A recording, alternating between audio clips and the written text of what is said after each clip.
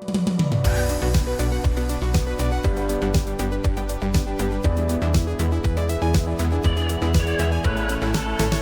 folks, welcome back to the show. My name is Tricia Friedman, and in this episode, I want to tour you through a brand new tool that I've put together to address one of probably the most common issues, problems that I hear a lot of leaders talk about.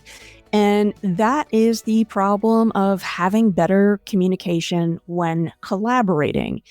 And I've talked about this a lot. I think part of the issue is that each and every one of us has our own communication style. We assume that many people have similar communication values or philosophies, when actually that couldn't be any further from the truth. And I'm going to share with you a story that I haven't shared actually before. And this is one of those stories that maybe it will get you sharing with other people as well. The story begins with one of the jobs in my past that I was fired from. And this is way back when I was in my very early 20s and I was a bartender. I think bartending is a very formative experience for leaders, for educators. You are juggling the demands of loads of people. You're in a high pressure scenario and you have got to be quick on your feet. So in one of my bartender jobs, we were a team of bartenders and we would rotate through and work with one another in different partnerships.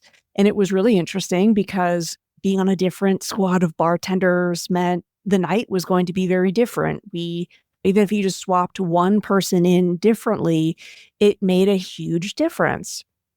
Now, for anybody that has worked in the industry, you know that on a very busy evening, having kind of systems in place, having plan B, C, and D ready to go can make a big difference. Now, one of the things that I did that because I did it with many of my other bartenders, I just thought was normal and fine, is I would stock up on a ton of pineapple and cranberry juice. I found, especially on hot summer nights, we would go through that as a common mixer. And so I would pretty much hide an unreasonable amount of it behind the bar in any empty space that I could find. And for the most part, my other bartenders thought this was quirky, but they didn't mind it. Now, our head bar manager mentioned to me every once in a while, please don't do that. And I was stubborn. I thought it was a much more efficient thing. I continued doing it. And it resulted in me actually being fired. Now, part of that was for that person, the extra space behind the bar is where they would put things. But I never knew that. That wasn't communicated to me. And I probably should have asked, hey, why does this bother you so much? I probably could have learned a lot. But hey, when you're in your early 20s, quite often you assume that. And I think sometimes with age, we get to a better place of understanding I'm probably missing something. Now, the thing is, I find even when you're working with the same team for a number of years, it still really helps to check in and see how perhaps your teammates have changed in some of their communication preferences. Just the other morning, I was making breakfast and I was ready to add the customary sriracha to our avocado toast. And my wife was like, actually, can you please don't add that to mine? And I was like, but you always like a little bit of spicy sauce. And she said, no, I don't know. Like lately, I don't like it as much anymore. And it was like, oh, and the next time I went to make that breakfast, it was out of habit. I almost did it again. So sometimes actually the longer we're with a team, the more critical it is that we pause, we see, hey, are you trying to do something differently? Is there something that I have been doing habitually with my communication that I could do in a different way that you think would benefit the team? So with the bartender anecdote and my sriracha anecdote combined, The tool that I have built for teams is designed around a concept I am calling the shared kitchen, where I'm going to invite you and your teammates to think about your collaborative efforts, your communication styles as existing in a shared space where we've got that shared goal. We're all trying to cook something, but many of us have different approaches to doing it. We like different levels of spice. We like different kitchen equipment. And so when you check out this tool, it's free for anyone to use, and I'll share it on the screen so you can get a look at it. As you go through it, it really starts with some independent reflection where you are thinking a little bit more about the way that you like to communicate, even down to the way that you like to email. It starts with you understanding yourself first, coming together as a team, and then building out a shared recipe. So for those of you that are watching the video version of this, I'm going to tour you through. For those of you who are just listening to the audio version, I'm going to do my best to describe it. You will see that essentially it begins with a little bit of an explainer, this concept that every team is working in a shared space, and we've got to take some time to really think about the habits that we have. And as I mentioned, that begins with some independent reflection. So for those of you who are saying, hey, I would love to just have this page read out to me, you can click there. With the power of 11 Labs, I was able to generate a very quick and easy, just an abbreviated transcript of the page for you to listen to. So this goes into a little bit more the philosophy of doing this exercise. And then, as I mentioned, it begins with that independent reflection. Or in this instance, how do I cook? Now, it takes you through questions like this. Again, keeping with the metaphor of the kitchen, your seasoning. How much context do you add before you'd ask a question? So when I am writing to a member of my team to ask them to do something, do I often give them the entire background and context? Do I just try to keep my emails very brief? Recipe? Do you have steps that you follow? Do you improvise? Is it case dependent? When do you like to check in with others? Is it early? Is it frequent? Is it towards the end?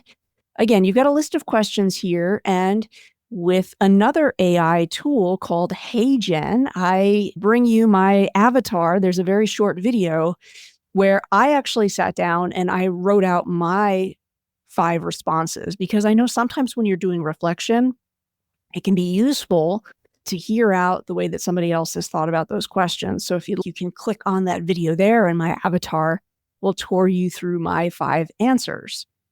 Now, part 2 is for you to finish the following sentences. When do you do your best thinking? The fastest way to lose me is. When I go heads down, like when I'm really just deep in work, what does this mean? Feedback lands best when I feel most trusted when. So if you are using my website to actually type out your responses, I'll mention that there is an option for you to just either copy or print what you are typing there. The third section is going through what the rules are in collaboration and communication that you are assuming. And again, after you have completed those, you can print, you can save them, you can copy them. I have a low ink print option on the website too. And then if you are the person who is facilitating this conversation, I have a separate guide on this page for you, so that once everybody has had that time to reflect, now you're able to bring people together to have that collaborative conversation. I would actually recommend, I think this is a great activity for right at the start of the year, to make sure for somebody who is thinking, I would like to communicate, I would like to have a different role in my team. I think the message really comes through that we're going to make that time to really think about collaboration from a very intentional way. And I think it also gives time to remind people this thing that I'm assuming is everybody's preference. Of course, isn't. So if you'd like to try out that tool, it's there for you. It's free. I would encourage people to, maybe it's not every one of those sentence starters. Maybe it's not every one of those questions. Maybe you just ask your team, hey, even if you just pick 3 to 5 of these that really resonate with you, and then we're going to have a follow-up conversation. I think that might work even better.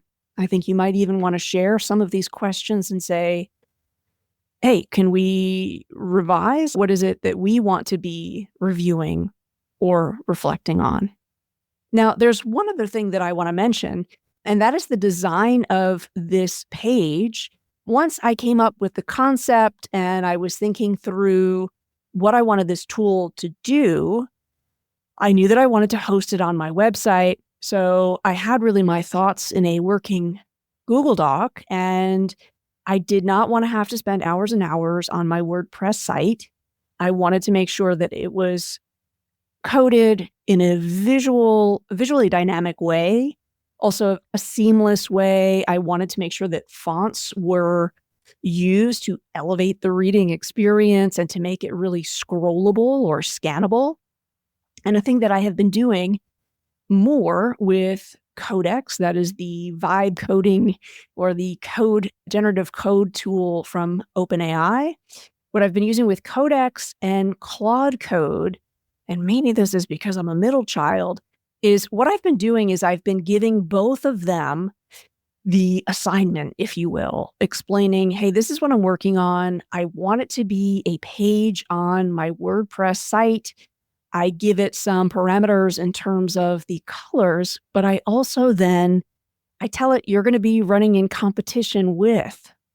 And I have found that it ends up doing a much better job. So the version that you are looking at, I first asked Claude Code to come up with a version. I then gave that code to Codex and I explained, you're in a competition. Here's how the competition for vibe coding this page is going to be judged.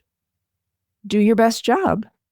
And ordinarily, when I'm vibe coding a page, often it takes a significant amount of back and forth. But for those of you that have been experimenting with vibe coding, I find when I ask the different tools to compete with one another, they do a little bit of a better job more rapidly. So if you have thoughts on that, I would love to know, or if you want to share with me, was there a job that you got fired from in your youth that has taught you something about collaboration and communication? If you've got thoughts on any of those questions, or you'd like to hear more about how I would set up the shared kitchen with my team, I'd love to hear from you. As always, you can reach out. The email is over there in the show notes. For those of you who are beginning to think a little bit more about your year of communication and collaboration ahead, and you've got other things that you are looking for or pieces of research, feel free to reach out with those questions as well. Thanks for listening, folks. Take care.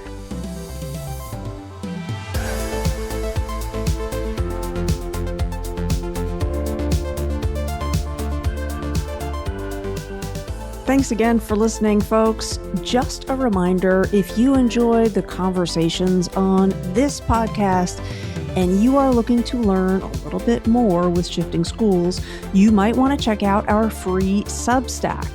AI Forward is the space that we are sharing news about AI that you probably aren't seeing in the headlines. This is also a space where we're sharing ready-to-roll strategies and resources for you to put into action immediately.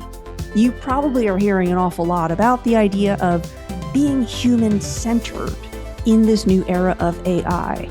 Now, if you want to be thinking more about exactly what we want to mean, what we should mean, especially in education, about centering the human, AI Forward is a Substack that I think you will enjoy. You'll find the link to subscribe in the video description or in the podcast show notes of this episode.